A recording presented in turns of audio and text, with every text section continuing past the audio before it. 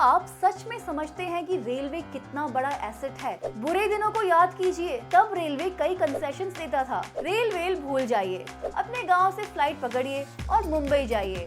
ना ट्रैफिक की टेंशन, ना सड़क के गड्ढों की समस्या। अभी तो हम एक फुल टाइम रेलवे मिनिस्टर भी नहीं बना पा रहे हैं।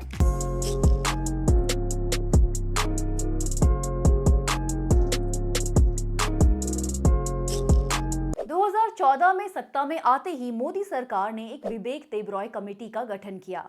इसका मकसद था भारतीय रेल को रिफॉर्म करना। इस कमेटी ने 40 उपाय सुझाए, जिनमें अलग रेलवे बजट को हटाना, लीडरशिप को रिस्ट्रक्चर करना और प्राइवेट पार्टिसिपेशन को बढ़ावा देना था। इसके चलते 2016 में पिछले 92 साल से अलग बन रहे रेल बजट को यूनियन बजट में शामिल कर लिया गया। क्या इससे रेलवे की दिक्कतें सॉल्व हो गई या बढ़ गई? क्यों आज रेलवे का इंफ्रास्ट्रक्चर तहस नहस होता दिख रहा है? एक्सीडेंट्स की घटनाएं बढ़ी हैं। इसी हफ्ते जलगांव में एक अफवाह की वजह से ट्रेन से कूदकर 12 लोगों की मौत हो गई। ट्रेन से ज्यादा भरोसा उन्होंने अफवाह पर किया। एक तरफ मॉडर्नाइजेशन के नाम पर महंगी वंदे भारत है, पर उसकी छत से भी पानी गिर सकता है। आम जनता के लिए रेल यात्रा बेहतर होनी चाहिए थी, पर उन्हें तो तत्काल में भी टिकट नहीं मिल रही। क्यों है रेलवे का इतना बुरा हाल, और क्या जल्द ही आने वाला बजट इसमें कुछ सुधार कर पाएगा? आज के एपिसोड में इसी की बात करेंगे। नॉम चॉम्स्की लिखते हैं कि प्राइवेटाइजेशन की स्टैंडर्ड टेक्निक यही है कि पहले फंडिंग कम करो, किसी चीज को ढंग से काम मत करने दो, फिर जब उस पर लोगों का गुस्सा फूटने लगे तो उसे प्राइवेट लोगों के हाथ में दे दो। हमारे रेलवेज के साथ यही होता लग रहा है। पिछले सालों में रेल एक्सीडेंट्स की घटनाएं बढ़ी हैं। साल 2018-19 से सालाना लगभग 40 ऐसे हादसे हो रहे हैं जिनमें जान माल का नुकसान हो रहा है। 2023 का नेशनल क्राइम रिकॉर्ड्स ब्यूरो का आंकड़ा कहता है कि पिछले 10 सालों में 2.6 लाख लोगों की रेल एक्सीडेंट्स में मौत हुई है। क्यों हो रहे हैं इतने रेल हादसे?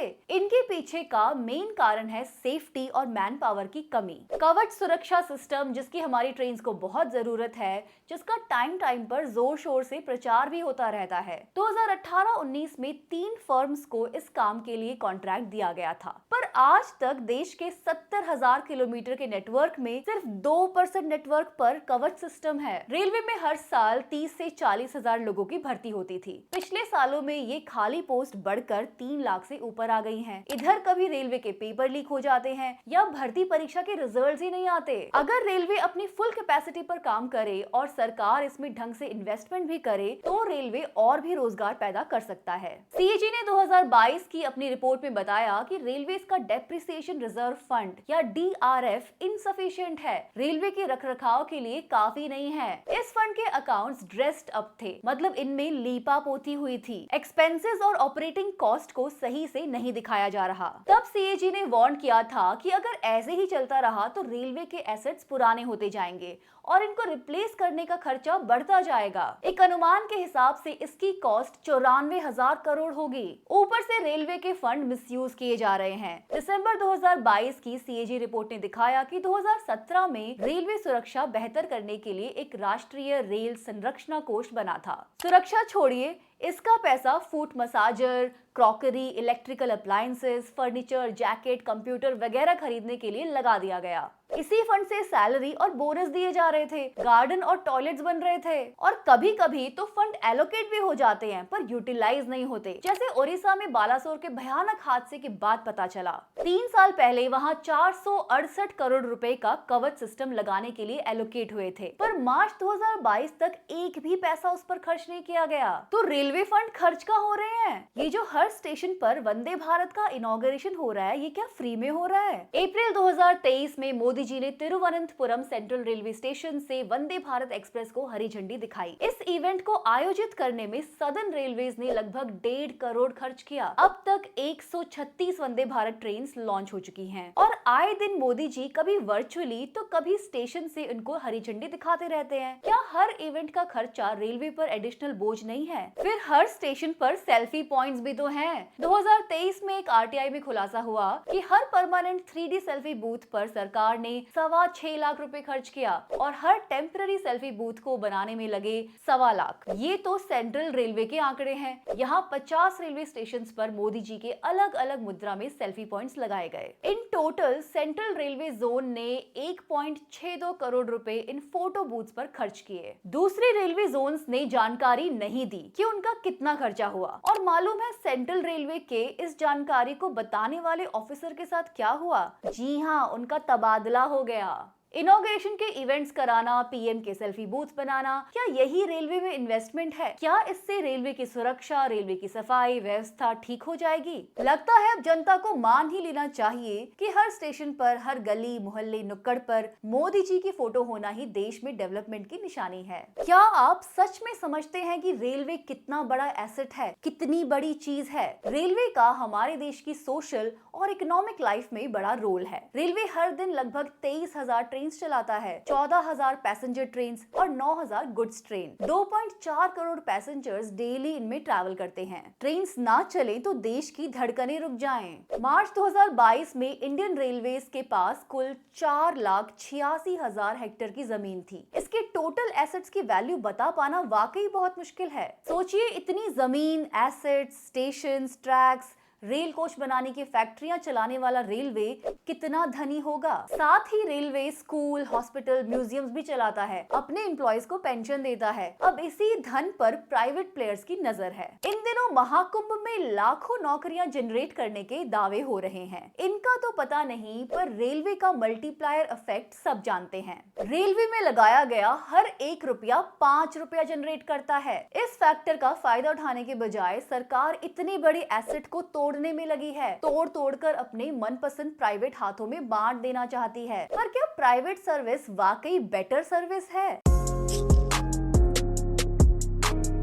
ब्रिटेन में रेलवेज को एक बार नहीं कई बार प्राइवेटाइज किया जा चुका है। क्या इससे वहाँ के हालात सुधर गए? Well, not really. यूके के रेलवे सिस्टम को 4 मेन कंपनियां चलाती हैं। इनको 1948 में नेशनलाइज कर लिया गया। फिर वहाँ का नेटवर्क लॉस में चलने लगा, क्योंकि प्राइवेट कंपनियों का बनाया हुआ नेटवर्क देश की जरूरत के हिसाब से प्लान ही नहीं था। और 1994 में ब्रिटिश गवर्नमेंट ने रेल नेटवर्क के कुछ सेक्शंस को प्राइवेटाइज करना शुरू किया। अब ब्रिटिश रेल समेत 25 कंपनियां यूके के रेल ऑपरेशंस को चलाती हैं। रेलवे का इंफ्रास्ट्रक्चर जैसे ट्रैक, सिग्नल और स्टेशंस एक दूसरी कंपनी मैनेज करती है और गुड्स ट्रांसपोर्ट का काम अलग से 6 कंपनियां देखती हैं। अगर आपको लग रहा है कि ये तो बहुत बढ़िया सिस्टम है, इसमें तो कोई भी रेल चला सकता है, इसमें तो खूब कंपटीशन होगा, तो एक बार ना आप यूके के ट्रेन के टिकट्स देख लो। फ्लाइट और ट्रेन के टिकट में ज्यादा फर्क नहीं है। यूके की प्राइवेट ट्रेन एक्सीडेंट फ्री हो ऐसा भी नहीं है। कोविड-19 पेंडेमिक के दौरान जब लोगों ने ट्रेन के इस्तेमाल को कम कर दिया, तो ये प्राइवेट कंपनियां घाटे में चली गई और इन्होंने ऑपरेशंस ही बंद कर दिए। तब यूके की सरकार को 3.5 बिलियन पाउंड्स लगाकर इन ट्रेन्स को एसेंशियल सर्विसेज और वर्कर्स को ट्रांसपोर्टेशन के लिए चालू रखना पड़ा।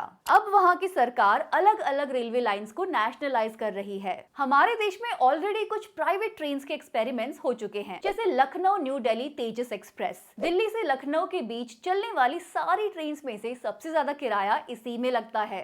पर डिलेज नहीं होंगे इसकी गारंटी नहीं है। पहले आईआरसीटीसी जो इसको चलाती है डिलेज पर कुछ रिफंड देती थी, अब ये भी बंद कर दिया गया है। केरला से गोवा और मुंबई से अयोध्या भी नई प्राइवेट ट्रेन चलाने का प्लान है, पर ये किसके लिए होंगी आप जानते हैं? ओ हाँ, अडानी जी के पास ऑलरेडी अपनी प्राइवेट गुड्स की ट्रेन है। 300 किलोमीटर का longest private railway network Adani ji के ही पास है। ये रेल नेटवर्क उनके पोर्ट्स, माइंस, बिजनेस सेंटर वगैरह को जोड़ता है, कोयला और कार्गो ट्रांसपोर्ट करता है। रेलवेज की कमाई वैसे भी बस गुड्स ट्रांसपोर्टेशन पर ही टिकी है। अगर सब बिजनेसमैन अपने सामान के हिसाब से अपना अपना रेल नेटवर्क बना लेंगे तो रेलवे के हाथ तो कुछ भी नहीं लगेगा। रेलवे के लिए सरकार का नेशनल मॉनिटाइजेशन प्लान यही कहता है, प्राइवेट प्लेयर्स को प्रॉफिटेबल रूट्स पर शुरुआत के लिए 150 ट्रेन चलाने के कॉन्ट्रैक्ट्स दिए जाएंगे। इनमें लोको पायलट और गार्ड्स रेलवे के ही होंगे और बाकी स्टाफ प्राइवेट होगा। ट्रैक्स की देखभाल और मेंटेनेंस भी रेलवे के ही जिम्मे होगी।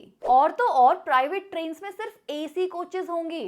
इतना प्रॉफिटेबल प्रपोजल है कि मैं खुद ही एक प्राइवेट ट्रेन के लिए बिडिंग कर दूं। फिर भी 2021 में आया ये प्रपोजल अब तक आगे नहीं बढ़ा, क्योंकि प्राइवेट प्लेयर्स को और ज्यादा प्रॉफिट्स की गारंटी चाहिए। क्या ये प्राइवेट ट्रेन्स 25,000 रुपया महीना कमाने वाले देश की आम जनता के काम आएंगी? सोचने वाली बात है। आपके साथ तो नॉर्मल सरकारी ट्रेन्स में भी स्कैम हो रहा है। एक परफेक्टली लीगल स्कैम रेलवेज में कुछ समय से चल रहा है। आप टिकट बुक करते हैं, रेलवे कहता है कि आपकी टिकट वेटिंग लिस्ट में है, फिर वो अंत तक कंफर्म नहीं होती और कैंसिल हो जाती है। इस कैंसिलेशन पर भी रेलवे पैसे काट लेता है। 2020 में मोदी गवर्नमेंट ने कैंसिलेशन पर रिफंड रूल्स में बदलाव किए। अब अनरिजर्व्ड आरएसी और वेट लिस्टेड टिकट्स पर 30 से 60 रुपए कैंसिलेशन चार्ज लगते हैं, end of course plus GST. 2021 से जनवरी 2024 के बीच रेलवे ने 12 crore 80 lakh waiting list ticket cancel की और इनसे 1229 करोड़ कमाए। सोचिए, टिकट बनाते वक्त आईआरसीटीसी पहले ही आपसे कुछ प्रोसेसिंग फी ले लेता है और फिर वेटिंग लिस्ट की टिकट कैंसिल होने पर एक और चार्ज। मतलब आपको एक्चुअल में तो कोई सुविधा मिली ही नहीं। अच्छे दिनों में आप बस अपनी बेबसी पर चार्जेस दिए जा रहे हैं। बुरे दिनों को याद कीजिए, तब रेलवे कई कंसेशंस देता था। Senior citizen concession, student concession, journalist concession समेत 50 तरह के टिकट फेयर में कंसेशंस होते थे। और कमाल की बात है कि ये सब कंसेशंस देते हुए भी रेलवे फायदे में था। हाँ जी, मोदी सरकार के पहले कार्यकाल में ही रेलवे की प्रॉफिटेबिलिटी 7.8% कम हो गई है। अब सरकार बस यही चाहती है कि किसी तरह रेलवे का ऑपरेटिंग रेशियो 98% के नीचे रहे। आप जानते हैं कि रेलवे का फाइनेंशियल मॉडल कैसे काम करता है? रेलवे की कल्पना एक वेलफेयर इंस्टीट्यूशन की तरह की गई है, जिसका काम प्रॉफिट बनाना नहीं है, बल्कि देश के लोगों को और इकोनॉमी को हेल्प करना है। इसी आइडिया की वजह से पैसेंजर ट्रेन के फेयर सब्सिडाइज्ड होते हैं, जबकि गुड्स ट्रेन के फेयर से रेलवे असली प्रॉफिट बनाता है। गुड्स ट्रेन के फेयर की कीमत से वो पैसेंजर ट्रेन के फेयर में सब्सिडी दे सकता है। फिर रेलवे अपनी कोच और इंजन बनाने की फैक्ट्रीज चलाता है। रेलवे कॉलोनीज होती हैं, कितने ही स्कूल, कॉलेज, म्यूजियम भी रेलवे चलाता है। इन सब से भी वो काफी रेवेन्यू जनरेट करता है। अब रेलवे का ऑपरेटिंग रेशियो देखिए, 2024 में ये 98.65% था। मतलब 100 रुपए जनरेट करने के लिए रेलवे ने 98.65 रुपए लगाए। ऑपरेटिंग रेशियो जितना कम रहे उतना अच्छा है। पिछले सालों में ये सरकार ऑपरेटिंग रेशियो को 95% पर भी नहीं ला पाई है। इरादा क्या है?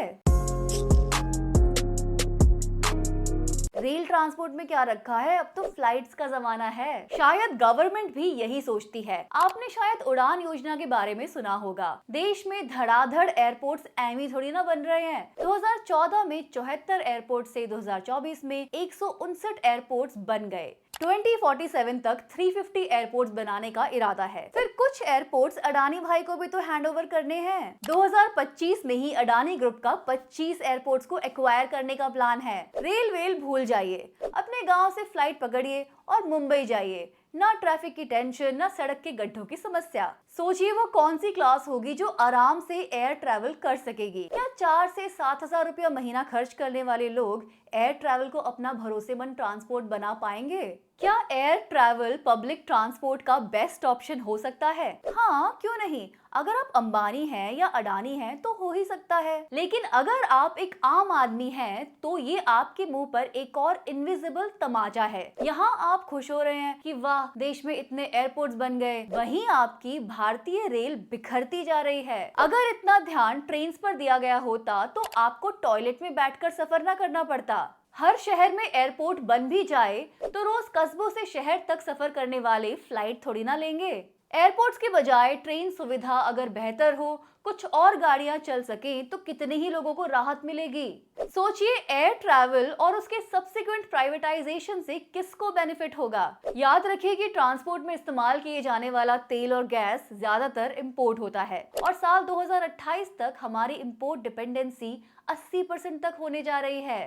कैसे हम इन एयरक्राफ्ट्स में फ्यूल भरेंगे? गोबर गैस तो चलेगा नहीं ना। तब तक कोई आईआईटी अगर गोबर गैस से एविएशन फ्यूल बनाने का फॉर्मूला निकाल ले तो फिर ठीक है। और क्लाइमेट चेंज की भी तो समस्या है। बाहर कॉन्फ्रेंसेस में मोदी जी वादे कराते हैं कि 2070 तक नेट जीरो कार्बन एमिशन का गोल है, पर वापस आकर वही एनर्जी इंटेंसिव पॉलिसीज अपनाने लगते हैं। एक ट्रेन ही है जो रिलायबल, अफोर्डेबल और सस्टेनेबल पब्लिक ट्रांसपोर्ट का आधार बन सकती है, और उसी को हम तोड़ने पर तुले हुए हैं। पर रेलवे बजट से क्या होगा? अकेले रेलवे बजट बढ़ाने से कुछ नहीं होगा, हमें चाहिए कमिटमेंट। अभी तो हम एक फुल टाइम रेलवे मिनिस्टर भी नहीं बना पा रहे हैं। बेचारे अश्विनी वैष्णव जी पर 3 मिनिस्ट्रीज का बोझ है, फिर भी वो रेल हादसों की जगह जाकर रील बनाने के लिए समय निकाल रहे हैं। गए दिन जब बड़ा हादसा होने पर रेलवे मिनिस्टर इस्तीफा दिया करते थे, अब तो बस प्रेजेंटेशन देने का जमाना है। जब से रेल बजट यूनियन बजट में मर्ज हुआ है, सरकार की प्रायोरिटीज ही बदल गई हैं। देखते हैं आने वाले बजट में सरकार फाइनली आम जनता की सुनेगी या अपने बिजनेस पार्टनर्स की। Thank you for watching Crackonomics. मिलते हैं अगले हफ्ते टू क्रैक मोर इकोनॉमिक्स।